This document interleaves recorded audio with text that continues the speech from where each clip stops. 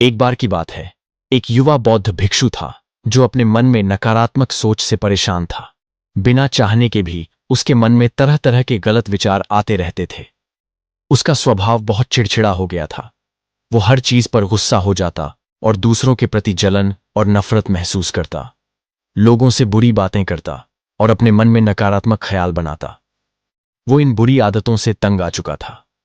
उसने इन बुरे विचारों को खत्म करने के लिए कई तरीके अपनाए और बहुत मेहनत की, लेकिन कोई भी तरीका काम नहीं कर रहा था।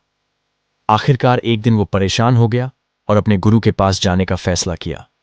गुरु बहुत बुद्धिमान और आत्म साक्षात्कारित इंसान थे।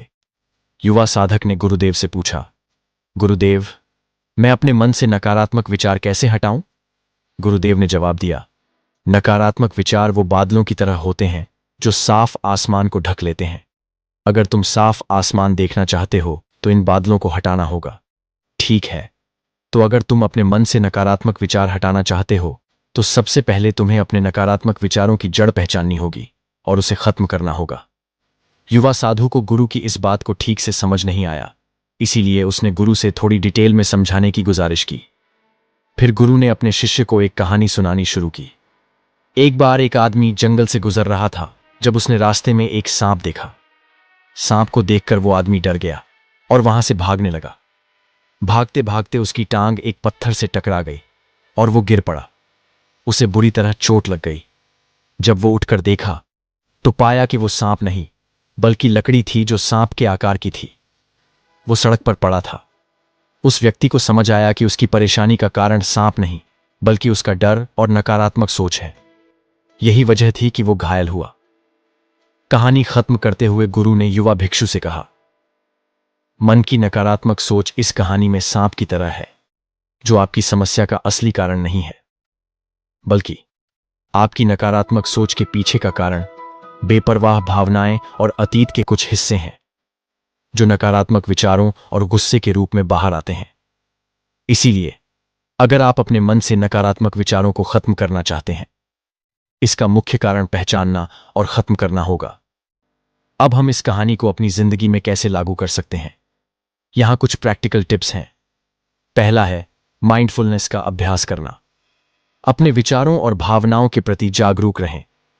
देखिए कि आपके अंदर क्या चल रहा है और आप अपने आसपास की घटनाओं को कैसे प्रोसेस करते हैं। हर नकारात्मक विचार की जड़ को ढूंढने की कोशिश करें जो आपके जिद्दी मन में आता है। दूसरा, अपने अतीत की बुरी यादों और घटनाओं को स्वीकार करें।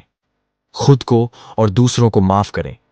तीसरा, आभारी रहें। अपने जीवन के सकारात्मक पहलू पर ध्यान केंद्रित करें और जो कुछ भी आपके पास है उसके लिए ब्रह्मांड का धन्यवाद करें। आभार व्यक्त करने से हमारा नजरिया बेहतर होता है और हमारे भीतर की नकारात्मक भावनाएं दूर होती हैं।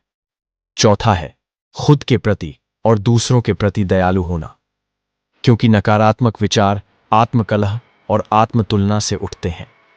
अगर हमारे अंदर करुणा हो तो हम ज्यादा सकारात्मक और संतुष्ट जीवन जी सकते हैं। संक्षेप में, यह कहानी हमें सिखाती है कि नकारात्मक विचार हमारे समस्याओं की जड़ नहीं है।